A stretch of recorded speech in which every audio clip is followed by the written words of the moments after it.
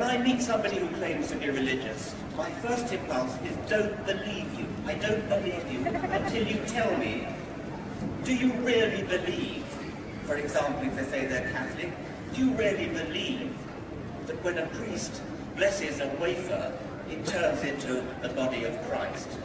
Are you seriously telling me you believe that?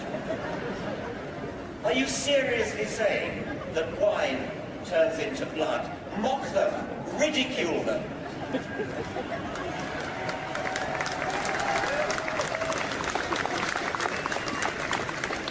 In public,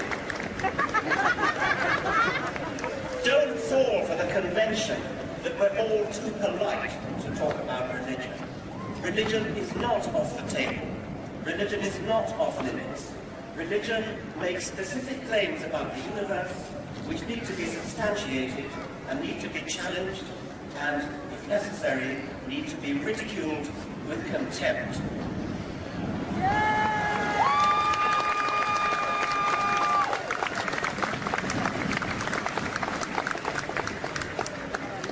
Just in March, Richard Dawkins and others were on the Mall in Washington, D.C. for their Rally for Reason, an atheist march. 10,000 showed up. And Dawkins told the crowd they should ridicule religious people. Let me quote him. He says, "Mock them, ridicule them in public. Their beliefs are insane, therefore they should be ridiculed with contempt." It appears he's reading from an old script that goes all the way back to Hosea, isn't he? You know, when I heard that and read this, I read it hours before my talk at the University of Hawaii. And interestingly, that the University of Hawaii has one of the leading departments globally on world religions. Some of the finest minds years gone by used to use some of their writings and so on. I began my talk by saying I support what Dawkins says, that we should ridicule people with religious belief. And I would recommend that he begin that statement in Saudi Arabia and let him start. And the audience just roared, you know, so there was maybe nasty comment to make. He is really complimenting this society of Christians by saying things like that because he can say it with impunity. I dare him to go to Saudi and do that. I dare him to go to Iran and do that. The least he will find out is that not all religions are created equal. So to make a statement like that, he reminded me of two other things. I remember as a youngster, I think I mentioned it in one of my books, I was in the city of Nagpur. I was in my 20s or early 30s preaching, and I saw a crowd gathering. And I wondered what was going on, and people were laughing and slapping each other on the back. I gathered around to, I thought some magician was doing his tricks. It was an insane man. It was a man who was unclothed, literally with stones and stuff, scratching himself, dancing, behaving in a sad way. And I remember my eyes filling up with tears, and I thought to myself, is this really some form of entertainment to laugh at a madman? If he's telling us our ideas are insane, what does mocking do? If it's an insane idea, what does mocking really do?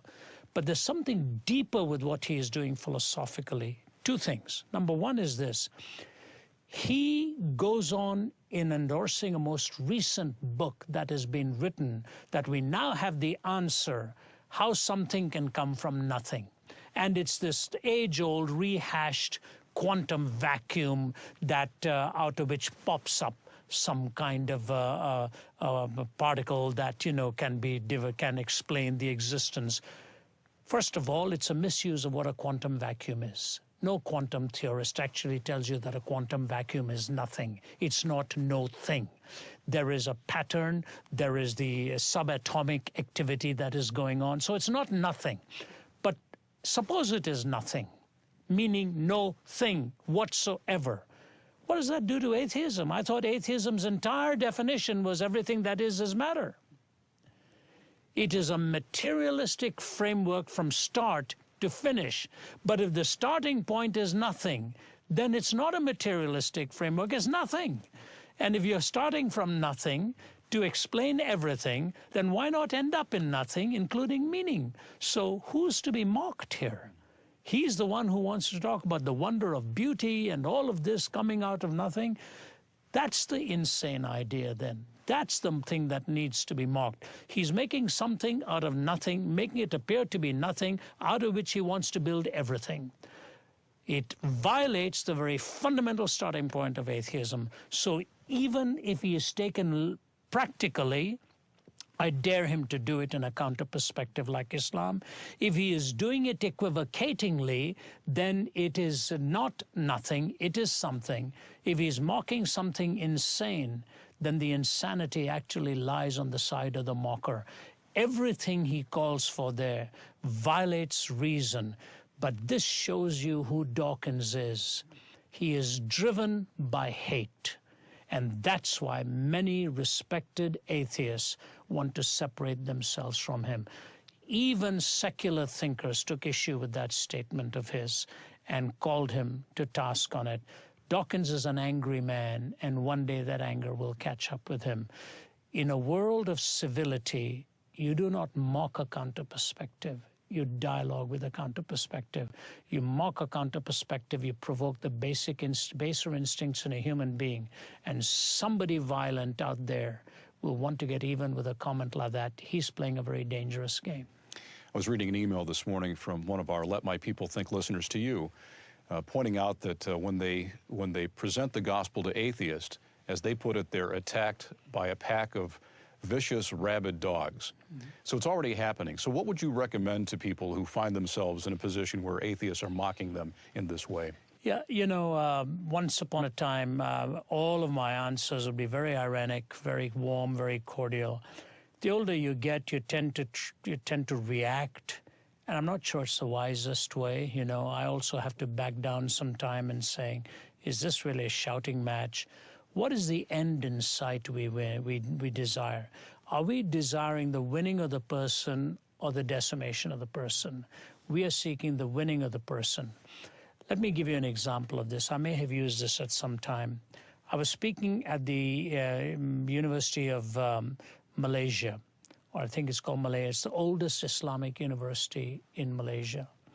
And a professor of geology, he's a Christian gentleman, came to me and he told me this story. I wish I could remember his name. It's something like Gentle Lee or something like that. Very fine man. I'm talking several years ago. He took me out for dinner. He said Ahmed Deedat, the Muslim debater who's passed away from Durban, South Africa, who was taking on all comers, he came to speak at that university and he mocked the Christian there. And this gentleman stood up and he said, why are you mocking Christianity? And the man said, because it's a farce. He said, nobody can live the Sermon on the Mount. So Professor Lee said to him, why do you say that? He said, come on up here. So Professor Lee walked up to the front, and the man slapped him across the face. Ahmad Deedat slapped him across the face. He said, turn the other cheek now. And Professor Lee told me, he said, Ravi, my face was ringing with that slap. And I turned the other cheek to him. He said, Deedat didn't know what to do. The audience was packed. He said, all right, I won't go that route. But the Bible also says if a man asks you for your tunic, you know, give him your cloak also, whatever. He said, take your trousers off for me. And Professor Lee told me this himself. He said, I looked at the audience, many of my students in there. I said, please forgive me for doing this. And he took his trousers off and was standing in front of the audience in his underwear.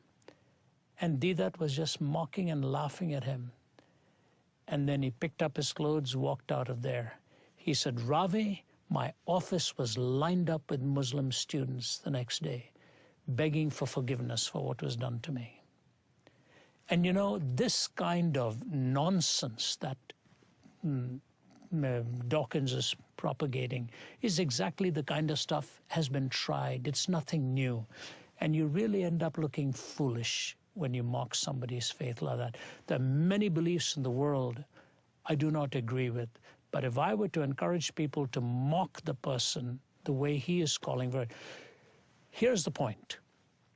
In the Christian faith, there's an egalitarianism of people and an elitism of ideas. People are equal, ideas are unequal. Let ideas be pit against each other, but don't take away the egalitarianism of the person. Don't rob the person of his dignity or her dignity. Take the idea, take it to its logical outworking. That's not mocking it. That's reasonably interacting with it. But if you're mocking an idea, you really don't mock an idea. You mock a person.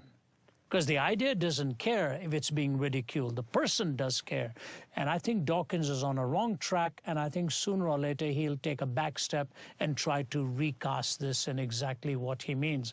But the true ideas that he has really are to mock people and denigrate them. This from a man who studied in an institution where the motto was, who taught in an institution where the Lord is my light. And if they had mocked him, they would never even have given him the position to teach. He ought to return the compliment by showing respect for people who disagree with him. In a world of hate, mockery will engender more hate. And if that's the world he wants, that then tells you what his brand of atheism actually is.